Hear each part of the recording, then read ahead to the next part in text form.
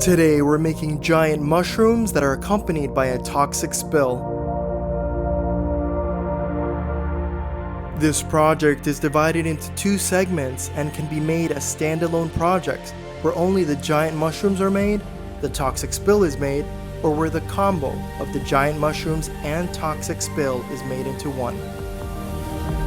So join me for this amazing tutorial.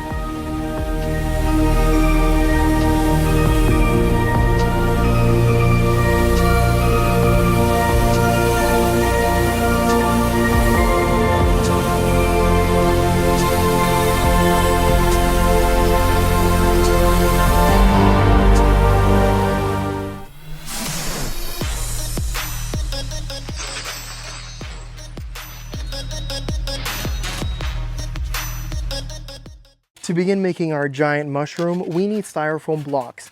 Now these blocks here measure 12 inches by 12 inches by 19 inches.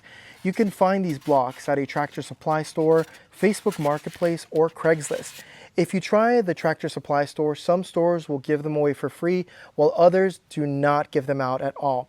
I find all my blocks on Facebook Marketplace, so that's a good place to start. We're gonna need 6 styrofoam blocks for our first mushroom. We're going to lay them out in this pattern like this. Now we need to glue them together. I like using expanding foam for this part over here so we can glue them together. I'm going to be using Great Stuff expanding foam, window and door, because it doesn't expand as much. So we're going to place the expanding foam all in between everything to make sure all the surfaces are covered, and then we're going to let it rest overnight. Before we get to carving, I wanted to show you all my first book that I ever wrote.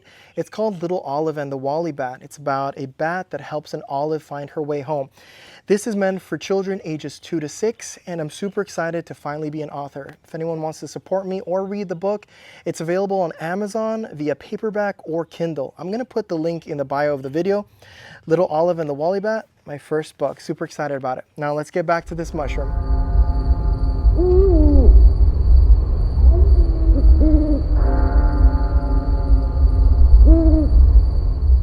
Okay, so while it dries, I'm gonna make a circle on top. That'll be the shape of the mushroom. So I have a piece of nylon string right here, a screw right in the middle, and a marker. And we're simply going to go in one circle so we get that nice circle going.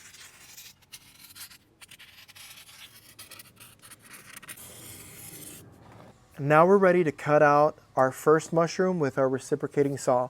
You could use a hot knife, but the saw is so easy to use. It cuts right through this, so let's do it. So since we already drew this circle, we're gonna cut around it, but we're not gonna cut straight down. We want to cut in an angle. So I'm just doing a gentle angle this way so that it's just not a straight cut down.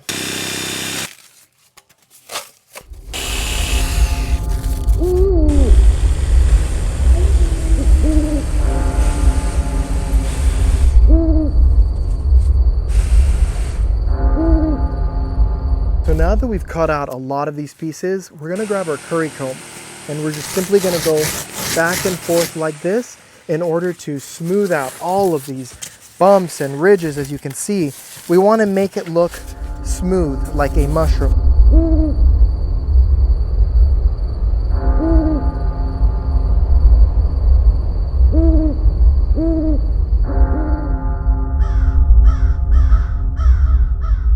Okay, so we're done with the first mushroom. This is the second mushroom we're gonna do.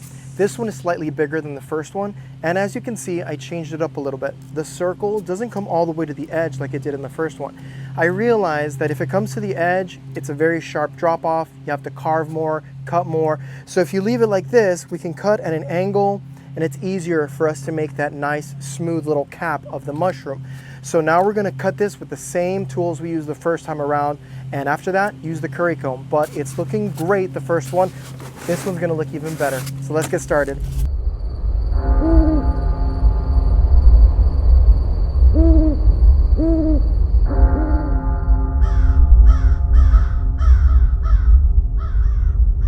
So now we have to do the stem of the mushroom, which is also called the stipe.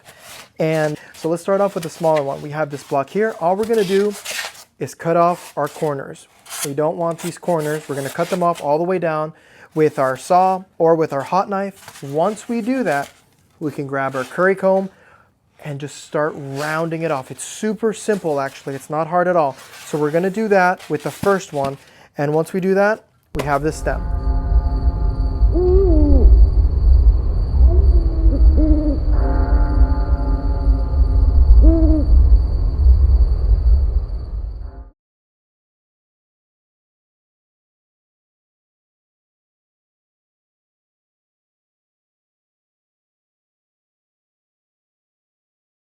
So for the bigger mushroom, we're going to be doing this stem a little bit differently. Right here, I've already just started softening the edges. We're not going to cut anything because we want this block to be thicker on the bottom. And so we're going to start doing that to all the sides. So just like this. So that it's still thicker like this versus our other one, which, as you can see, it's getting smaller. We're going to do that to all the sides. So for the bigger mushroom, we glue together these 4 blocks. We use expanding foam. These blocks are standing upright.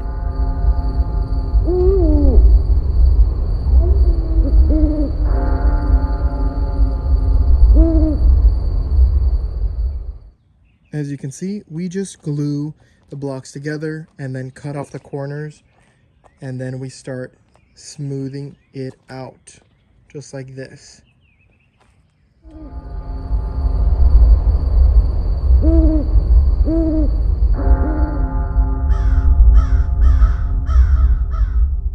So this is what we have thus far. As you can see, we have different sizes, and it's looking really, really awesome right now. So the next step is to do a sandpaper on it. I'm going to use my Orbital Sander. We want to sand these down so that they're smooth, and after that, they're ready for their paint. This is going super good.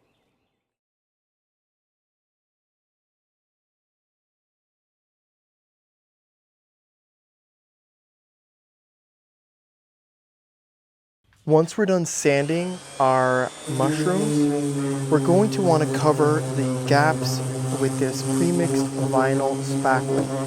This is rated for interior and exterior use, so we're going to fill in these very large gaps that we have here with the spackle.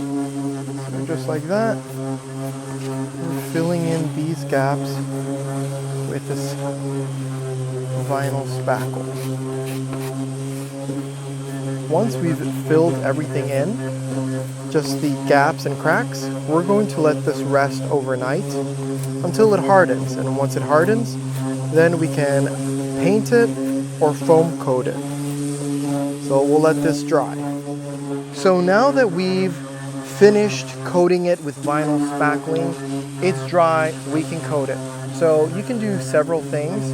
One is use a foam coat that puts a hard layer on top of it. You can just use exterior paint if you want to just paint it.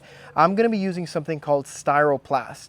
It encapsulates the entire bit of styrofoam into a plastic hard-like substance. I've never used it before, but so many creators use it with amazing results. So we finished the first mushroom. A couple things with that. Styroplast is expensive.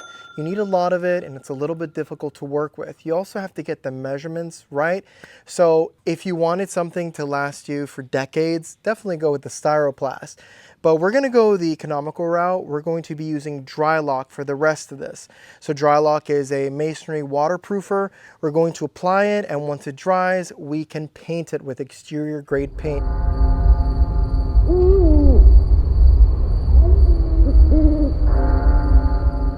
Now we're going to use some white exterior latex paint to paint the white dots on our mushrooms. This is super easy, and this is one of the last things we're going to do.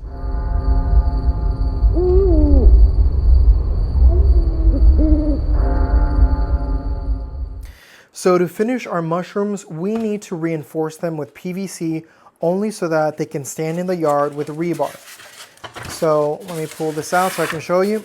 So right over here, I made a hole with a 3/4 inch drill bit, but if you don't have one, that's fine. We can use our hot knife and just cut right in there and then make a hole with our hot knife. Go as far as you can and make a hole that'll fit. This is a 1/2 inch PVC pipe. I've cut this to a little over 12 inches. All we want to do is force the PVC pipe in there. If you get some resistance, you can hammer it in. We're doing this so that when we put the rebar into the ground, it has something to hold on to, so we can go over the rebar like that. Because if we only force the rebar inside, it's not as reinforced as we want it to be. So definitely use a 1/2 inch diameter PVC pipe, put it all the way on the inside of all 3 of them. Next, once we're done with that, we need to do something similar on the top. So this is where the mushroom head is going to go. And we are going to use these dowels that I got right over here. We're going to cut them and do the same thing.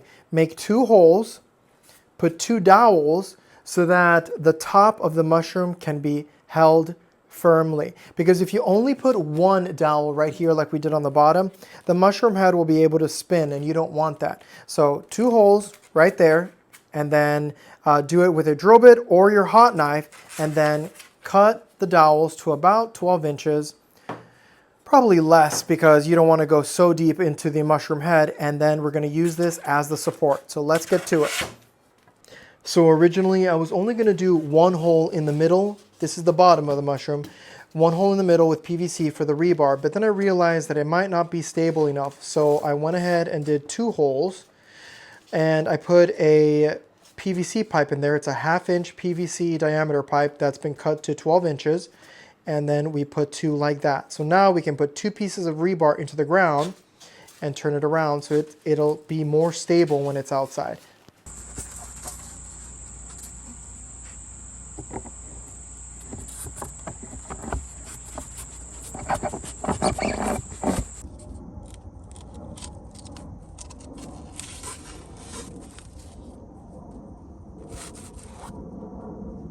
For the last step, we're going to create a toxic spill next to the giant mushrooms. Now, this step is completely optional, so if you don't want to do a toxic spill, just fast forward to the end so you can see the big reveal of this spill next to the giant mushrooms.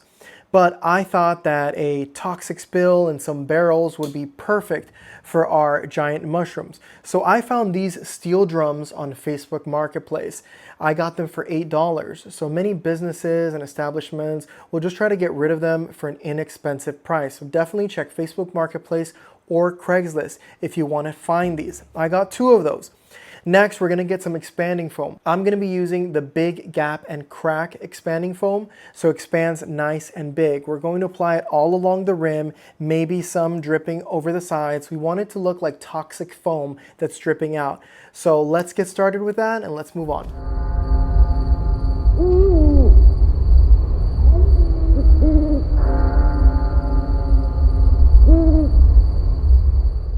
I also found these skulls from Dollar Tree. I've had them for a bit, so I think I'm going to put maybe 1 or 2 on the top to see how it looks like.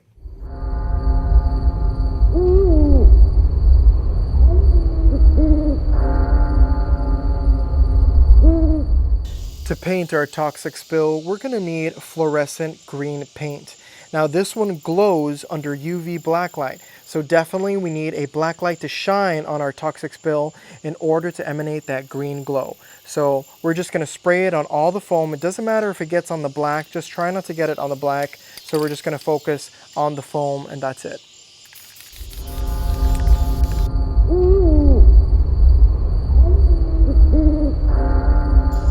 Now to give it a final finishing touch, I'm going to be using this biohazard sign that I found on Amazon. I had to bend it ever so slightly in order to conform to the round shape of the drum. So we're going to attach this with some screws, and we're going to call it a day. To finish our toxic spill, we're going to be using a plexiglass right over here, and we're going to paint it green. We're going to spray paint it green, only on one side. The reason is we're going to put a light underneath, maybe a string of Christmas lights or an actual LED light. We're going to put it underneath here so that when it shines up, it's going to look like a green pool of toxic waste. So just spray paint one side, and I'm going to get some mulch and I'm going to put it around it. Dig a small hole in the ground so you can put the light inside of it, and maybe cover it with some mulch or dead leaves so it looks like there's an actual glowing toxic pool right next to the toxic spill.